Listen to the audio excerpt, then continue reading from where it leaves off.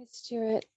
I'd like to ask if opening the heart means opening to pain and hurt. I think, Lisa, it's exactly the opposite. All the pain and hurt comes to you because the heart doesn't open. It's just so full of tension, surrounded by tension, that it creates heart attacks, illness. So, yeah, within the heart, there probably is some tension and stuff like that. But when you open it, is it a chance to release? You get free of it. If you keep it closed, look, I would say most of the madness in the world exists because people's hearts are not open. People don't know how to open their hearts. They don't know how to sustain love, compassion for other human beings. Is probably 98% of all the insanity goes on in the world because of that. So it's really the reverse.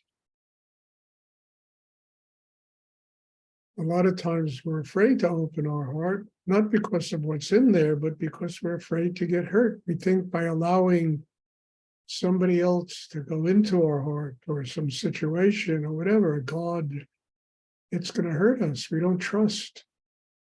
So what's hurting us is the resistance, the lack of trust, the not allowing ourselves to experience unconditional love, opening. And I'm convinced of the fact that nobody can really hurt you if you're open. Because in order to relate to you, they have to get open. And if they're not open and they try, in order to be open like that, you need to have balance. You need to have tremendous strength at the core of your being. And to be open like that, you can deal with anything they bring you. And you can also say, no, enough, I don't need this anymore. So it's a matter of being open. If you're not open, boy, it creates madness. And the whole training here in this meditation is learning how to do this, conditioning oneself to stay centered, to have gratitude, to open the heart, to have the strength to keep the heart open, because it's not going to stay open unless you have enormous inner strength. And that inner strength is your best protection from people hurting you. So it has to be open.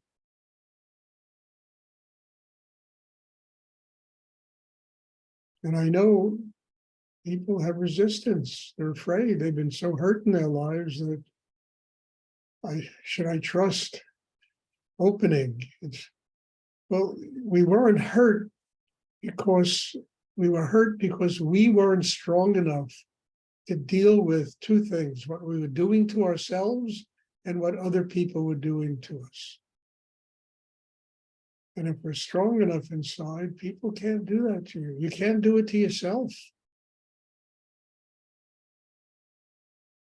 And in order to keep the heart open, you have to have incredible inner strength.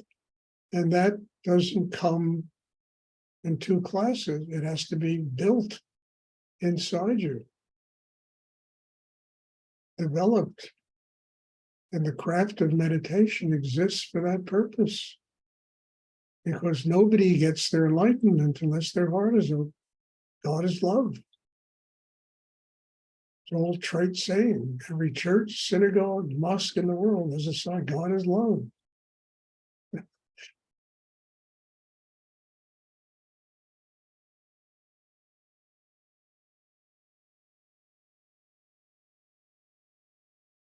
So I readily understand the fear of doing this, because people have been so conditioned to live with their hearts closed.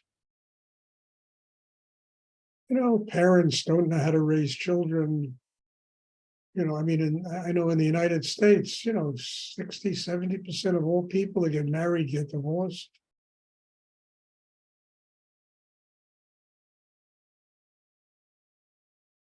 And generally, divorce is because people just can't get on with each other. But if people were grounded, if their hearts were open, if they were in contact with higher energy, they were being nurtured by spirit, I think the divorce rate would go down about 60%.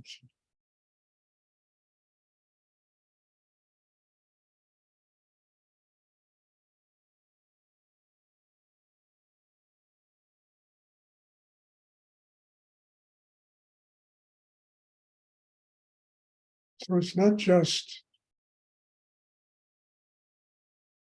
well, if I keep my heart open, I'm going to get hurt by somebody. We always think you got to close the gate and to protect the house. Well, our internal house is a little different. To protect it, you have to open the gate. You have to have the strength to keep your heart open. That is your best protection in life. And that meditation here is about building that kind of inner strength.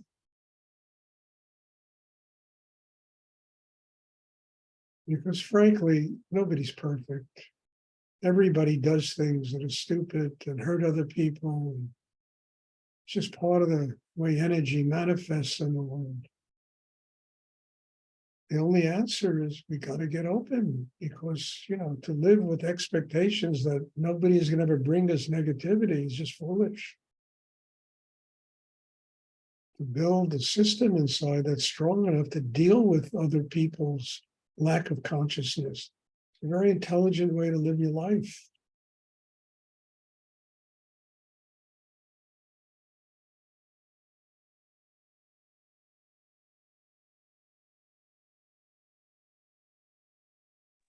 And then is forgiveness the way to...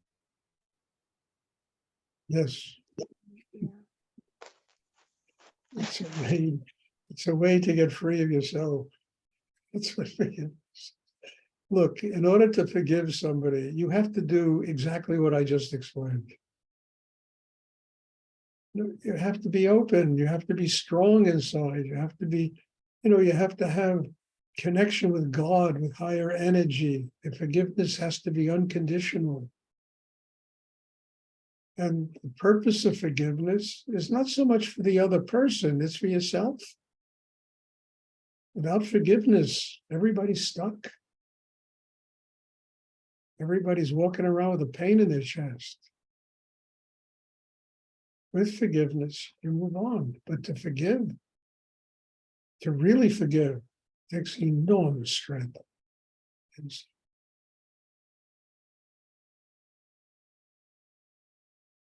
that strength can be built. It takes time, but one has to do the inner work to build that kind of inner strength.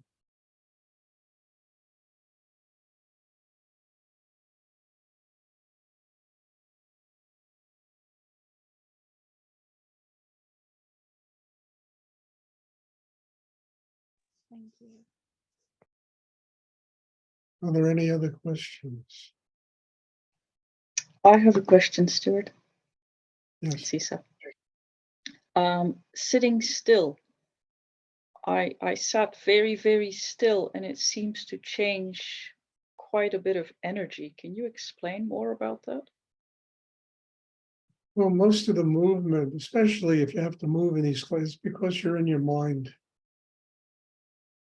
And because when you're in your mind, you're going to be full of polarity, conflict, creates movement, a jerky move. It doesn't create quiet.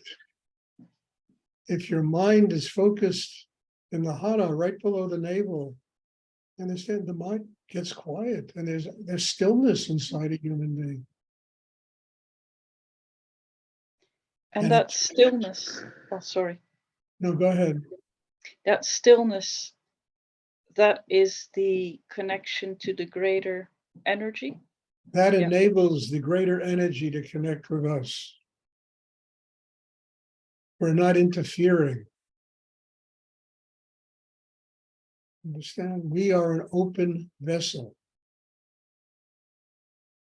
And that energy can flow through. That energy is endlessly wanting to flow through us. It's all of that noise and congestion that turns something that's pure and beautiful into static.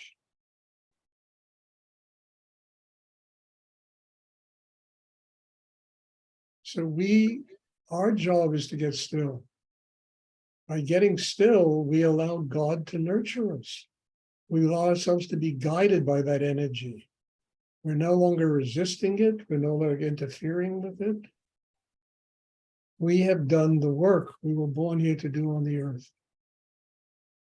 And then it's not only in meditation, it's all day. That was going to be my next question. Like that stillness to hold it even while you're moving is possible. Okay. You're here to learn how to build a system that can enable you to be still all day. Because there's a bridge between this class and the rest of your life. And if you build the kind of system I'm talking about, you can cross that bridge and you bring it with you. So whatever you're doing, whoever you're with, interacting with, you have that stillness. And it doesn't mean you stop living in the world. It doesn't mean you stop being a social person. It just means you do it with stillness. And there's one thing with the meditation. I seem to go deeper when I close my eyes, but we're supposed to keep our eyes open, and I have trouble with that. Well, that's okay, because when your eyes are open, you're in contact with life. You're also centered in the chakra below the navel. So you're doing both of those things at the same time. Doing both of those things at the same time and receiving Shakti, because I work with each person through the eyes. And it's not hypnotizing people, it's transmitting Shakti. And you can look into somebody's eyes, you can see the deepest part of their being. The eyes will absorb enormous amounts of Shakti, go into the chakra system and help develop the chakra system. So you're in the world and you're centered in yourself and connected to spirit at exactly the same time. And then you bring that into the rest of your life, being in the world and being connected to spirit at the same time. So yeah, it's more difficult to work with the eyes closed, with the eyes open, but it's very important to learn how to do it because it really enables one to be centered inside themselves and at the same time live in the world. And also to receive the Shakti that's transmitted in the class.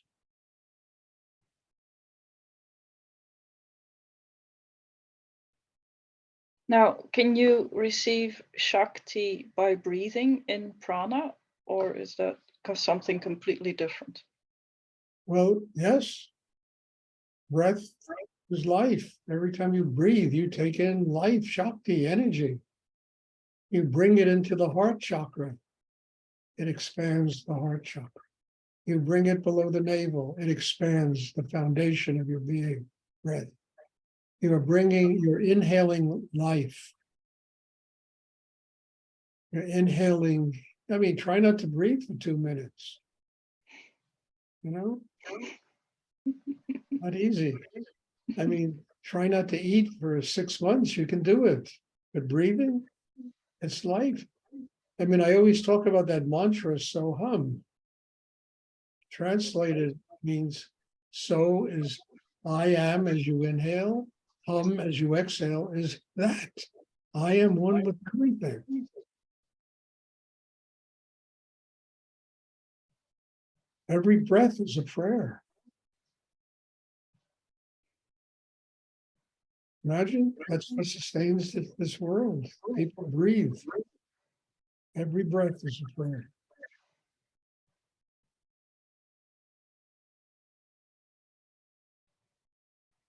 Thank you. You're welcome. Does anyone else have a question? Stuart. Hi. Where is Jennifer? Excuse me? Where is Jennifer? What is censure? No, where is Jennifer? I don't see Jennifer in the class. Where's the center?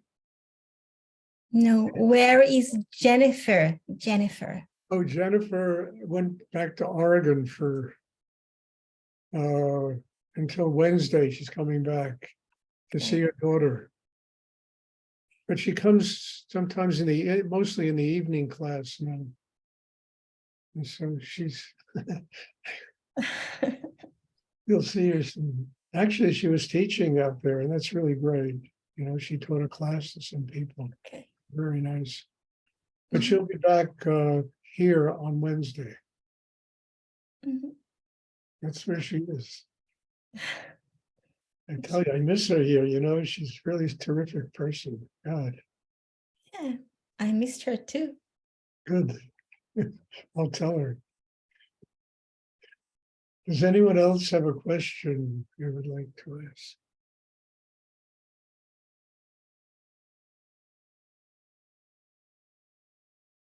Hey, God bless you all. As I say all the time, thank you.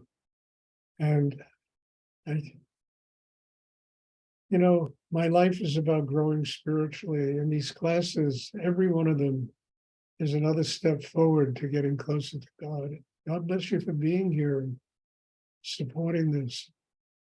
And there'll be a class on Tuesday, and I'm looking forward to seeing everybody. Thank you. Bless you. Thank you so much.